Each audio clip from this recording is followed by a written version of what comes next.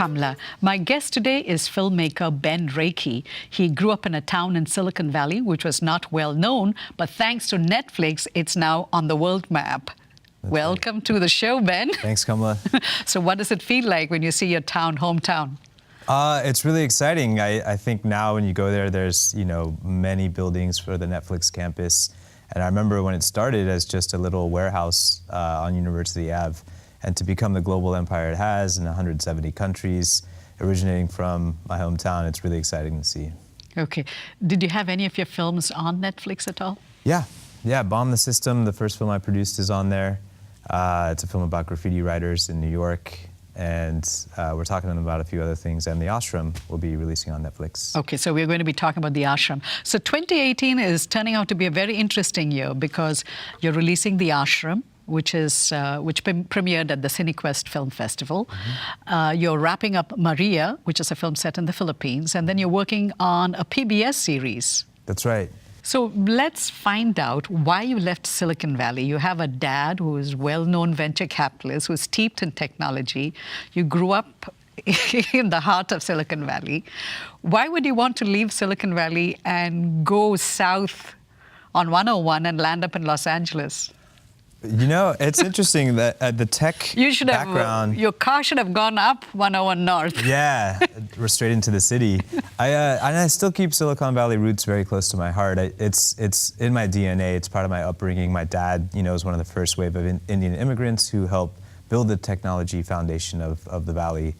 And so it's really amazing to see, even just as a child, those changes happening and what it's become.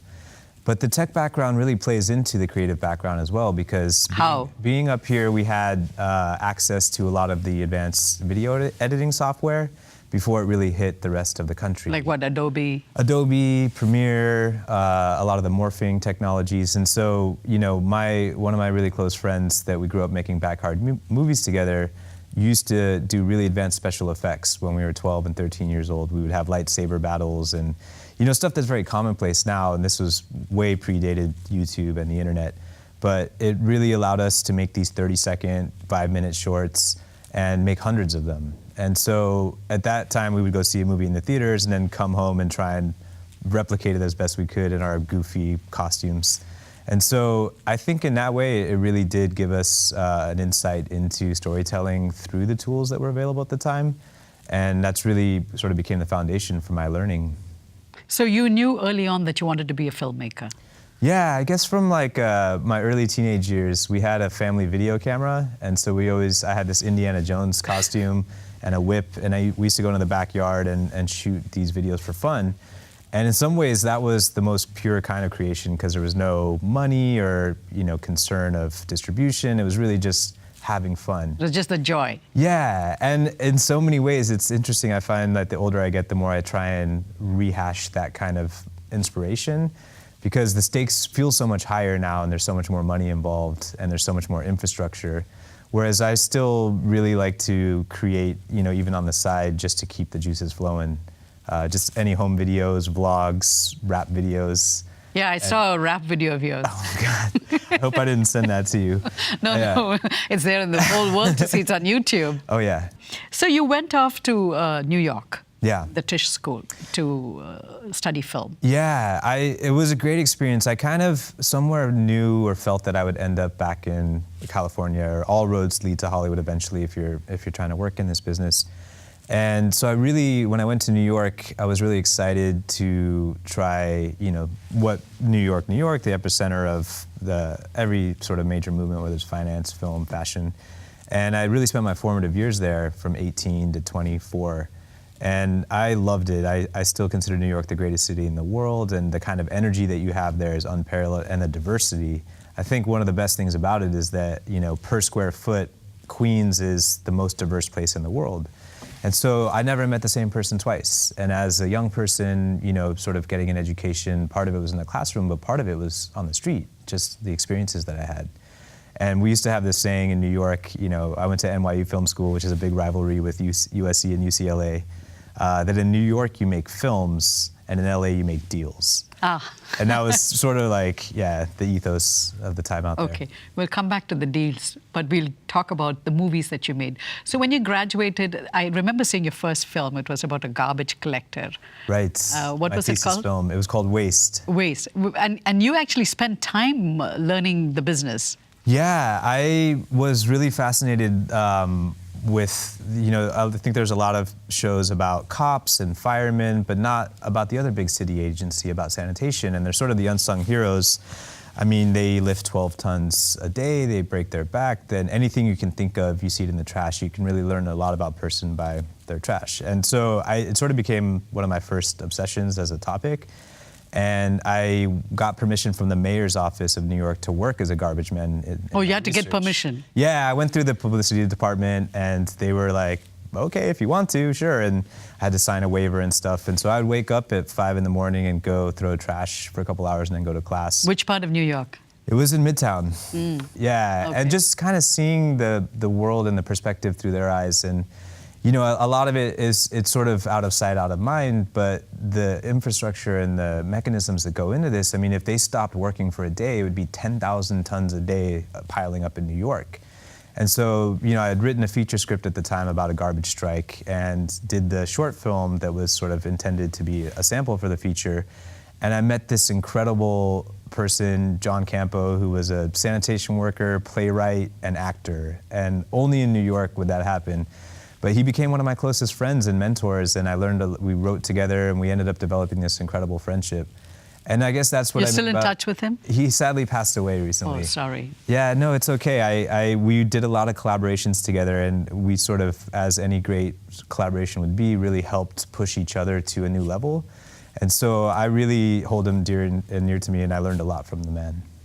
And you also got an opportunity to intern at the Coen Brothers production. Yeah. Oh, brother, where art thou? It was incredible. The Coen Brothers, I mean, they're like, some of the master storytellers of not just our time, but of all time. They're so well crafted in their skills. They really, every Wednesday they meet up and write. And so they have a stockpile of 10 scripts that they just have sitting around. But they're so specific in their language, and it's like music to your ears. And so they, improvise when it comes to performance, and but they don't really have to direct much. It's all there on the page. It's open to interpretation. They let everyone do what they do best. But the vibe that they create on set, I mean, Joel and Ethan they're always laughing behind the monitor. It's a very relaxed, environment, which is not always the case in a Hollywood film set. And so for me, I did that halfway through my film school experience, and I learned more in those 2 months than I learned in 4 years of school.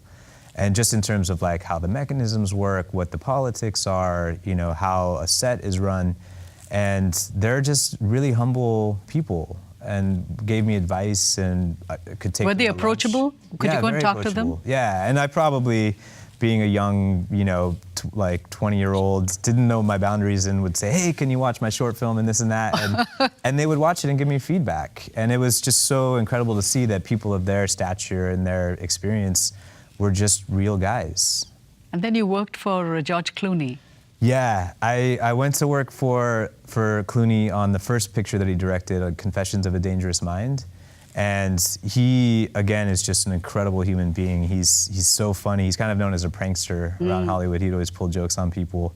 But I was hired to do the behind the scenes for the film, so my job was basically to follow George around with a camera, which is like a dream job.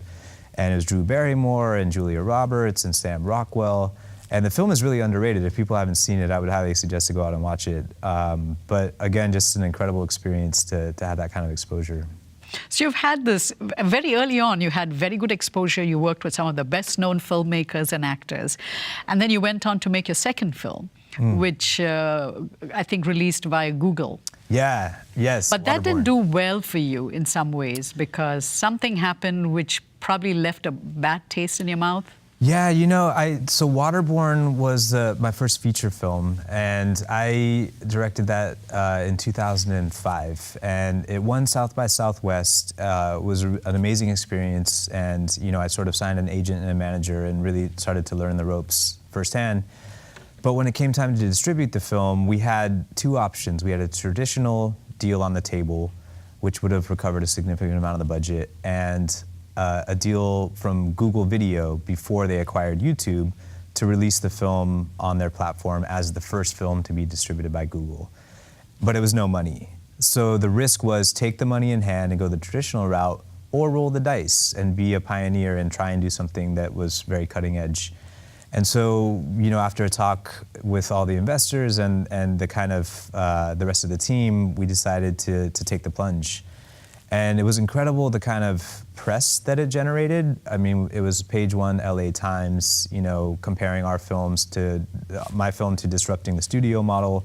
And they did a side-by-side comparison between my film and Steven Soderbergh's Bubble, which was doing something similar with day and date releasing. And I called Mark Cuban, who was the financer of Bubble, and I said, hey, I'm the one who's with the article with you. And he said, come meet me and stuff. This is way before Shark Tank. And he was like, sure, I'd love to sit with you, and we got a drink. And so the kind of exposure and the risk-taking that it generated, the perception in Hollywood in the tech sector was really valuable, and you can't measure that in dollars. But we certainly took a financial hit. And part of what went wrong at that time was the metrics that were measuring how many downloads it was getting, because it was a paid per download model, were still inaccurate. So what it said we were generating and what we actually received in money was vastly different. And I think it was probably just a testament to the times of not really, it was so new and different. But that definitely was a tough pill to swallow. But at the same time, you kind of just pick yourself back up and move on. Was that one of the reasons you pivoted in your thinking and decided to go and explore and learn about the business side of cinema? Yeah, I'd produced a film before that, Bond the System, and then you also did Car Babes. And Car Babes, which we shot here in Silicon Valley. No, in Los Gatos. Let's be honest, not Silicon Valley. Took it back home. Los Gatos was not technically Silicon Valley then, right? No, and you could call in all the hometown favors, and it was really exciting to do that. But doing those 3 films where we had raised private money to do them, they all got distributed, but that doesn't mean that you recovered your money. A lot of the times they'll buy the film for a lot less than you made it for. And I sort of went through a crisis of conscience after this and was feeling it was. In what way? When you say crisis of conscience, you couldn't face up your investors? Yeah, it was a lot of friends, family, second degree, third degree people that we'd pool together. I mean, Car Babes was 50 different investors putting in 10 grand each. And so, it's not an incredible sum of money, but it's $10,000. And, in these movies that were $500,000 or, it's a lot of money. And when you don't recover all of that, obviously an investor that understands the risk that they're taking, but you still feel like you've let them down. And I didn't want to be in the position of taking someone's money without understanding I had a business plan to make it back. And so I thought I would go back to school, and I got my master's at USC at the Peter Stark program. Which has some fantastic alums. It's amazing. It's really It's a great networking. It is, and it's not too many people know about it, but it's a hyper-competitive program. They only take 25 people a year, and you really bond with those people and know them for life. And not only that, but 600 of the most successful executives in LA went through the program, so you can pick up the phone on anyone, and there's that kind of alumni network. So you have that network now? Yeah, and I still can exercise it, and in that way it's proved. But not only that, the education they give you, they kind of train you to think like a studio executive and be really fast on your feet, analyze projects, know both the creative and business side. And so I, through that, got an internship in distribution because for me that was the need of the hour. I didn't want to be in a position of making these movies because almost anyone can make a movie nowadays. Very few people can make a good movie, and almost nobody can sell a film. And so it's not enough to just make the movie, it's how do you get it out to the world. And so I thought I would spend a year working in distribution. I ended up spending 5. With whom did you work? It's a company called I Am Global, and which has got an international flavor. It's an international sales company, and so they were acquired by Reliance Entertainment at the time. The Indian conglomerate. Yes, yeah. And which works with. They finance DreamWorks, Spielberg, and they put $1 billion into Hollywood and financed Brad Pitt, George Clooney, all these talent deals, and were very aggressive. And we were the sales company for their operation. And they did Paranormal Activity and A Single Man in the same year, and so they kind of got this commercial explosion and this prestige project. And I joined when it was 8 people, and kind of went in the front door as an intern, and was really eager and humble to getting coffee for people just to learn about the business. How old were you? I was older than I should have been. I was in my late 20s, 28, 29. And so I'd already produced 3 films, but I was so hungry to learn about the distribution side that I didn't say anything about it. I just went and said, "What do you need? What do you need?" And Where did you learn that attitude? I guess It's tough, at that age, because you're set in some of your behavior and your patterns. You are. I guess it was the hunger. Like, I think probably earlier I didn't have that humility, and after you kind of stumble a few times, you realize what you don't know. Did you talk to your dad? Yeah, my dad's always given me great advice, and while he's in a completely different because field, he's modest. He is very modest for what he's done in life and what he's achieved and where he came from and what he continues to do. But the thing is, he works in technology and venture capital, which you would think is light years away from entertainment, but the fundamentals are the same. It's basically untested idea. Yeah, bringing together a group of people, all working on the same page towards that common goal, managing that team, talking to investors, putting the money in, figuring out how to get the product out to the world. So there were incredible similarities. So every step of the way in my career, I've consulted with my dad. You need to think about the end goal here. And if there's someone that's getting in the way of that, it's better for you and for them to part ways. And so every step of the way, he's, whether it's been partnerships, with friends or, like how to manage a team, he's given me advice, and it's helped me at every turn. I interviewed your dad many years ago. Is that right? Yeah, and he said something that has stayed with me. He says many people forget that they come between themselves and success. That's so true. He said that? I thought I said that. That's so funny. No, he said, because he says usually you are the person that stops yourself from being successful. I say that. I mean, it's so true. Most of the time we're in our own way. And I think that it's hard for us to realize that. He also, in a different way, said something similar, which is, when you fail, don't look to the outside reasons that made it happen. Think of what you did wrong and how you can improve upon them. He said the people that don't achieve their dreams or don't go far in life are the ones that blame outside circumstances. The ones that go far in life own their failures and say, how can I change? So you learned that? Yeah. Yeah, and I guess a lot of this... Was it tough? Because you grew up in a privileged sort of a background, like you said Right. you didn't know how to be humble. Right. So how difficult was it for you to kind of pivot on yourself in some ways? Do you know what I'm saying? I guess I'd hit a place where the creative field is so challenging, and I think that it really takes a certain type of personality and relentlessness that is very difficult, and I don't think not everyone has, but even if you do have it, you face some really dark times where money's not coming in, where your projects aren't being realized, and where you really doubt yourself and say, should I do something else with my life? Maybe it is a pipe dream. People say entertainment is You went through that. Yeah, I did in a couple of different times over several years, and I guess what that did is it made me appreciate the skills that you need to acquire. And I never wanted to be in that position again. I said, no matter what, I want to know that I have the skills to build my own future and not depend on other people. And so while I don't think it's the most common path for a filmmaker to go work in the corporate side of the business, for me it was the only choice because I really didn't want to be dependent on others. I wanted to have the skills myself to put these projects together. You knew what was stopping you from being successful. I was in my own way. Yeah. I guess so. Yeah, I didn't even think about it Not that. You were not in your own way, but you needed to know distribution. Right. You needed to know how that worked. Yeah. Yeah, and it's threefold. It's financing, production, and distribution. Financing, you're good because you've raised money from so many people. Yeah, but even then, it doesn't matter if you can. It's not sustainable if you can't recover it and pay it back. And that's really what inhibits a lot of people is they get they make the film and they say let's figure it out later, whereas the model in Hollywood is like we have distribution built in before we even finance it. And there's still always a risk because who knows if people buy tickets, but at least you have the access to the market. And while the industry's changed a lot, there's a lot of opportunities now for that. And for me, it was also looking at things from a global perspective and international sales. So 70% of a film's revenues come from overseas. whether it's an independent film or a huge studio film. And so, and that used to be the opposite 15 years ago, where it was 70% domestic, but now the international side is what's really growing. And in that international, India and China matter a lot. India is getting there. China's huge. China will overtake the US in terms of film revenues in the next 5 to 10 years. So why did you go to India?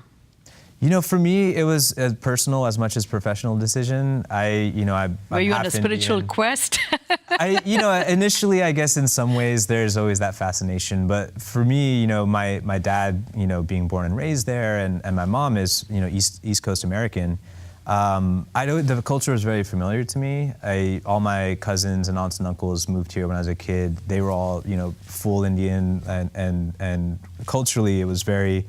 I grew up with the movies playing in the house and the food cooking on the stove, and so I had always wanted to explore living there. And I had a trip, I guess, it was 2006, where I showed Waterborne there, and started to realize, wait a second, the Hindi film market is one of the largest in the world, and I'm in that business. Is there a way to put these two things together?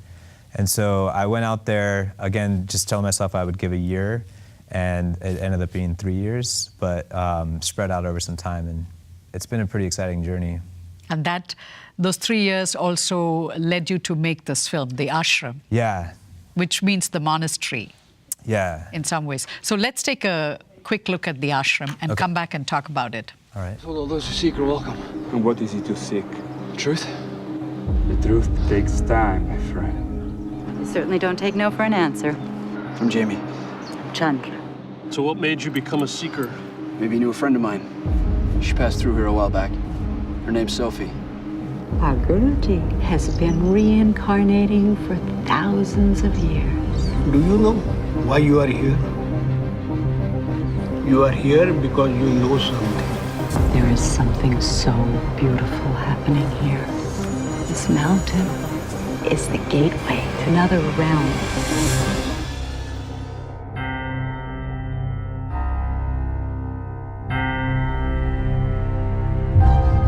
Okay, so we saw a clip from the ashram, which was shot entirely in India, where the Himalayas are actually like a character. Yes. Because you've shown the Himalayas like I've never seen before. Oh, that's awesome. How did you come up with the idea to make this film? I'm a product of two cultures. My mom is American, my dad is Indian. So any stories that are at the intersection of the two cultures really speak to me personally. And I guess, in a lot of ways, the first port of entry for people understanding India from the West is through spirituality, and whether it be yoga or the mythologies, people really think of India as a spiritual place from the West. And so naturally in my first journeys there, it was, sort of understanding where the Beatles went and like how this that's how you went to Rishikesh came into the picture, because that was the yoga capital of the world, and that's where the Beatles found their yogi.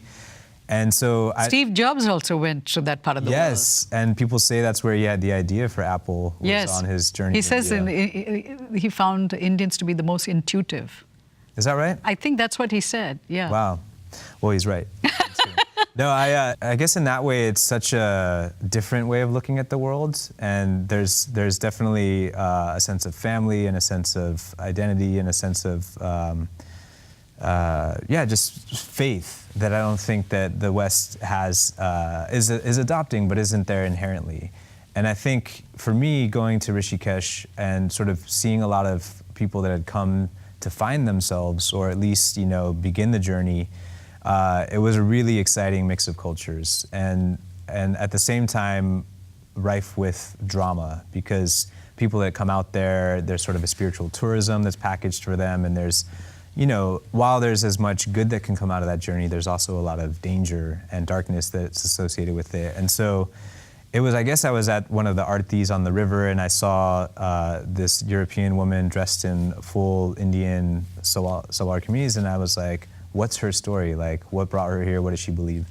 And it wasn't until I started poking around with my research that I realized, some of these tourists actually go missing on their spiritual journeys. And all of a sudden, this story fell into the place of, oh my God, what if there's, a journey to find someone that's gone missing on this spiritual quest? And that, was 12 years ago. And it sort of became the basis, and I started sketching stuff out over the years, going and doing something else, sketching a little bit more. But no, it was incorporating the mysticism into it that really took it to another level, where it was exploring the idea of, what is faith? What do your beliefs mean in the grand scheme of things? And are these, mythologies and philosophies that seem larger than life, are they possible? Are they real? Can they be real? And if you believe in them, do they make them real? And so it was really sort of having this breakthrough when I started writing with my writing partner, Binky Mendez, about saying, you know what? People are very skeptical. I'm very skeptical. I'm a very scientific, right brain person. But when it comes to these issues, who am I to say it's not possible? And when we started to explore that, we were like, oh my God, if we can give it from the perspective of someone who's a skeptic who comes to find faith and find belief, will that relate to people more and say, what's really possible in this world? So the film is going to get online release. Yeah. Okay. And you've got a very interesting cast. You've got an international cast, and you got Melissa Leo. Mm-hmm. And you got one of your co-producers is Marley Elfman, Yep. whose father is a famous musician. Danny Elfman. Yeah. And then you also got somebody who's edited a local film, Kicks, Dominic Lapierre. Yeah. Dominic's great, yeah. Yeah, so you've got some very, very interesting people. So I'm going to switch gears and ask you the Proust questionnaire. Where would you most like to live? Northern California.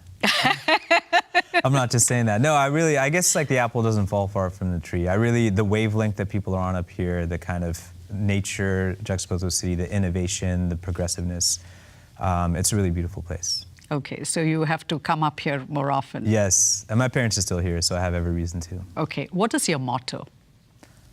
Do what you can't. Do what you can't. Yeah. Okay. It's basically, I didn't make it up. It's actually a vlogger, Casey Neistat, but I think it brilliantly encapsulates what we should all try and do in life, which is not live in fear, which is go after what you can. What is your most treasured possession? I try not to treasure my possessions too much, just because I feel, in a Buddhist way, everything's fleeting. It's probably the video camera growing up. I thought it would be the video camera. Yeah. Oh, man, it's predictable. Let me think of something else. My keys, my keychain. No, I was thinking, I said, well, how would you answer that? And I thought you would say the video camera. Yeah, it probably was, because that changed my life more than anything. Okay. Who are your heroes in real life? Honestly, my dad. I can't think of a more extraordinary person. He's really, what he's achieved in life and how the impact he's had on history and the course of, an entire country, it's really remarkable, and it's big shoes to fill. But I continue to learn from him every day, not just, professionally, but personally. Ben, we ran out of time. I wish we had more time. No problem. So thank you for stopping by. Thanks for having me, Kamala. And thank you for watching. If you missed any of our shows, you can catch them on our YouTube channel. Join us next week for another new conversation. Until then, goodbye.